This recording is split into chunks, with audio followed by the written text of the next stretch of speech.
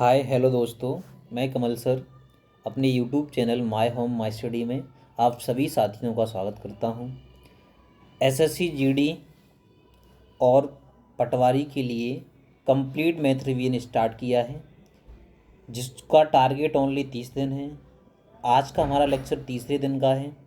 ठीक है, 2 दिन में हम पढ़ चुके हैं सिंप्लीफिकेशन और माध्य माध्यिका के बारे में। तीसरा जो लेक्चर है वो हमारा एडवांस का पार्ट है, क्षेत्रमिति मेंसुरेशन, जिसमें हम 2D की लगभग सभी पॉइंटों को क्लियर करेंगे, जिसके अंतर्गत वर्ग, आयत, चतुर्भुज, वृत्त और एक त्रिभुज त्रिभुज ठीक है, इन 5 लेक्चरों को 1 2 3 4 5 6 लेक्चरों को आज हम क्लियर करने वाले हैं।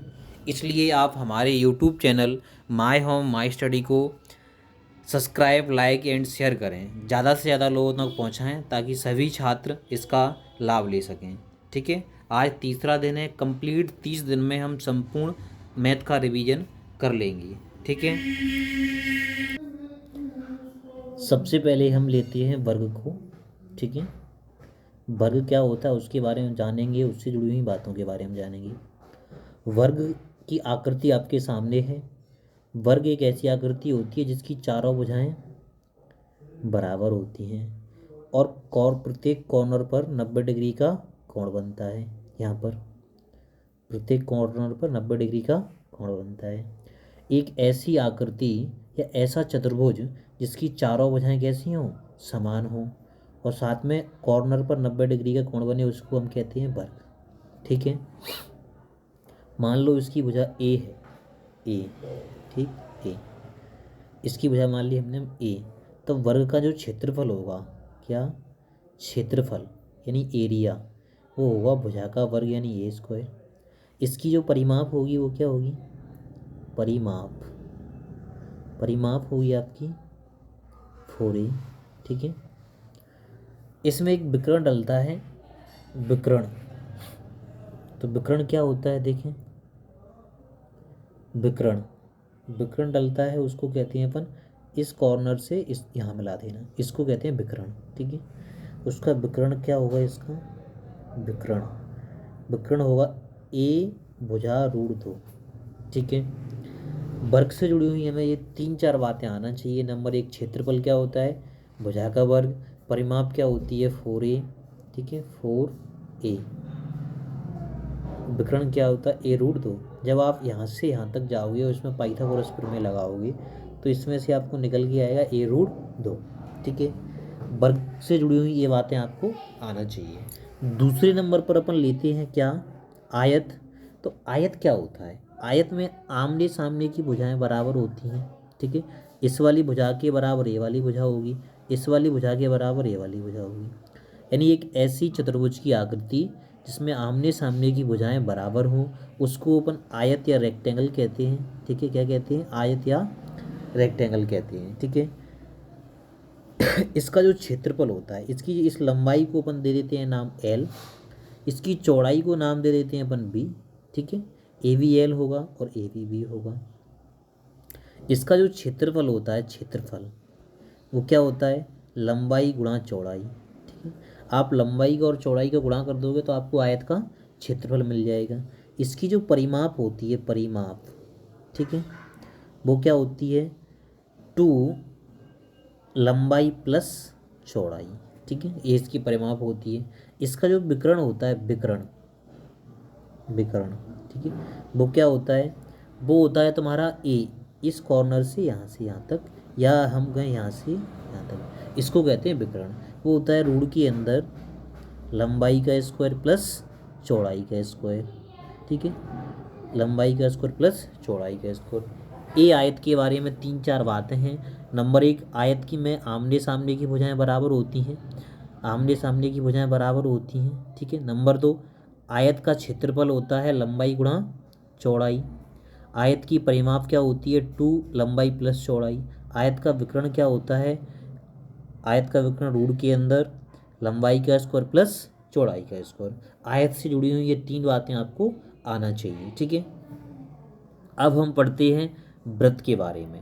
तो सबसे पहले वृत्त क्या होता है। ठीक है, वृत्त एक ऐसा बिंदु पथ होता है या एक ऐसा रास्ता होता है जिसकी इस वाले बिंदु से दूरी समान हो, यानी यहाँ से यहाँ तक की दूरी भी समान हो, ये दूरी भी समान हो, ए वाली भी, ए वाली भी और ए वाली भी, यानी इस बिंदु का एक ऐसा बिंदु पथ जिसकी चारों तरफ दूरी कैसी हो, समान, उसको कहते हैं वृत्त।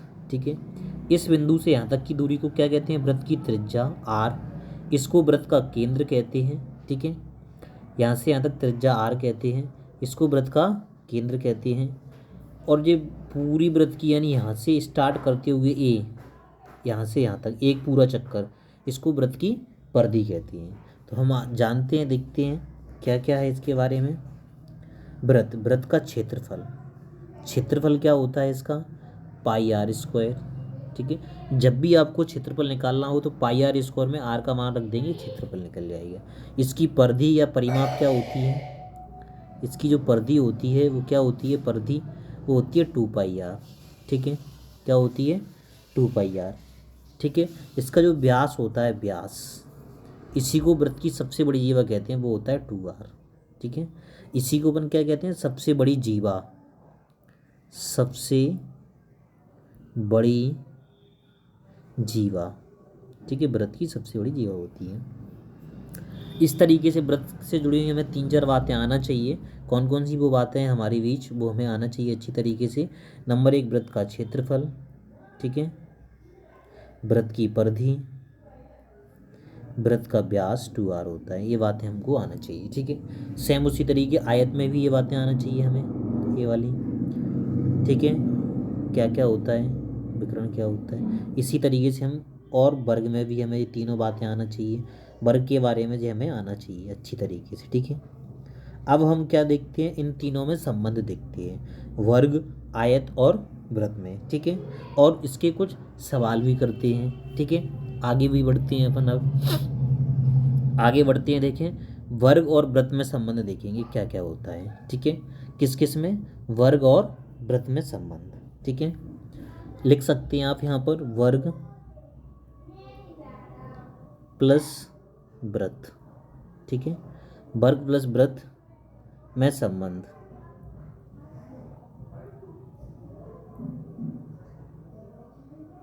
ओके, वर्ग प्लस वृत्त में संबंध। ठीक है, तो देखते हैं हमारे बीच जो वर्ग आता है हम उसमें क्या क्या करते हैं, वर्ग और वृत्त में संबंध। ठीक है, तो हमने सबसे पहले ले लेते हैं वृत्त, ये ले लिया हमने वृत्त। ठीक है, वृत्त ले लिया। अब इसमें संबंध निकालने के लिए अपन को लेना पड़ेगा वर्ग, तो एक वर्ग ले लेते हैं अपन। ठीक है, तो देखते हैं वर्ग के बारे में अपन जानते हैं क्या है। तो वर्ग ले लेते हैं अपन, एक बढ़िया खूबसूरत सा वर्ग लेंगे। ठीक है,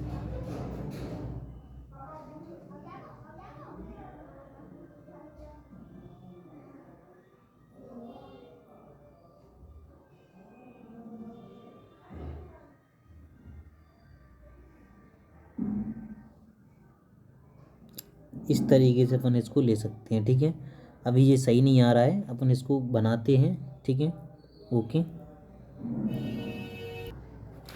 वर्ग और वृत्त में देखते हैं, जब वृत्त क्या हो, वृत्त हमारा किसके अंदर हो, जब वृत्त हमारा किसके अंदर हो, वृत्त हमारा वर्ग के अंदर हो, तब क्या क्या कंडीशंस बनती हैं, देखो गौर से आप। ए वृत्त का केंद्र है। ठीक है कि नहीं, यहाँ पर वृत्त की केंद्र से परिधि तक की दूरी को कहते हैं त्रिज्या, कहते हैं आर। ए भी केंद्र है, यहाँ से यहाँ तक को क्या कहेंगे, यहाँ से यहाँ तक को भी आर कहेंगे। तो ये आर और आर मिल गया 2, लेकिन यहाँ से यहाँ तक वर्ग के लिए क्या है, ये देखो वर्ग की पूरी भुजा का काम कर रही है, ये ए है जो वर्ग की पूरी भुजा का काम कर रही है ए, कितने, और वृत्त के लिए 2r, यानी 2r बराबर हम कह सकते हैं 2r बराबर ए। तो r बराबर क्या होगा, a/2 होगा कि नहीं होगा, क्लियर है बात, ओके। तो ये बात भी आप ध्यान रखना, यानी वर्ग की त्रिज्या, वर्ग की भुजा का आधा वृत्त की त्रिज्या होती है, कब, जब वर्ग के अंदर वृत्त हो। ठीक है, एक दूसरा पॉइंट और बनता है हमारे सामने, उसको भी हम देखते हैं क्या है। जब वृत्त वर्ग के बाहर हो तब क्या बनेगा, अब देखते हैं। देखो ए वृत्त के लिए केंद्र है, केंद्र से परिधि तक की दूरी आर होती है, फिर एक इधर केंद्र से परिधि तक की दूरी आर होती है। लेकिन यही लाइन वृत्त के लिए, वर्ग के लिए किसका काम कर रही है? विकर्ण का। तो वर्ग का विकर्ण बराबर क्या है? 2r। वर्ग का विकर्ण क्या होता है? वर्ग का विकर्ण होता है a√2 होता है, और ये वृत्त के लिए क्या है? 2r है कि नहीं? तो आप इसको लिख सकते हो क्या, या a बराबर लिख दो या r बराबर लिख दो, ठीक है। तो a बराबर क्या हो जाएगा? a बराबर 2r बटे a√2, इधर चले जाएंगे, √2 चले जाएंगे कि नहीं चले जाएंगे, ठीक है। अब हम आगे बढ़ते हैं, आगे क्या बन जाएगा अपना? √2 का ऊपर नीचे गुणा कर देंगे कि नहीं कर देंगे, या इसी को हम संबंध लिख सकते हैं, ठीक है। लिख देते हैं, ये इधर चला जाएगा, ये इधर चला जाएगा, √2 का ऊपर नीचे गुणा कर देंगे तो क्या बन जाएगा अपना? a बराबर 2√2 r, और नीचे √2 का गुणा करेंगे तो ऐसे बनेगा √2 गुणा √2, ठीक है, √2 गुणा √2। ओके। अब आप काट सकते हो या फिर आगे और बढ़ सकते हो, इसको क्या लिख सकते हैं, इस पूरे को 2, और 2 से ये 2 कट जाएंगे, तो a बराबर आ जाएगा तुम्हारा r√2 फाइनल।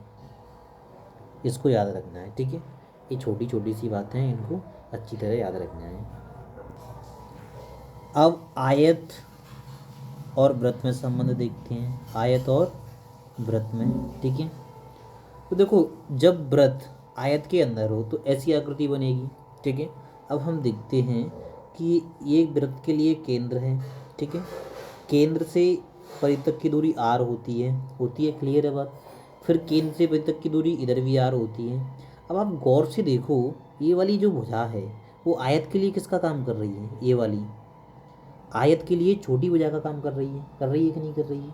और वर्ग वृत्त के लिए 2r का काम कर रही है। यानी हम कह सकते हैं जे इसकी लंबाई है आयत की, ये चौड़ाई है। यानी आयत की जो चौड़ाई है b, चौड़ाई है वो भी वृत्त के लिए क्या है? 2r है कि नहीं? क्लियर है बात? यानी और r बराबर अपन क्या लिख सकते हैं? b बराबर 2r लिख सकते हैं। r बराबर क्या लिख सकते हैं? b/2 लिख सकते हैं। या हम कहें छोटी भुजा, r बराबर छोटी भुजा बटे 2 लिख सकते हैं कि नहीं? तो ये तीनों बातें इसकी आपको आना चाहिए, ये भी आना चाहिए, ये भी।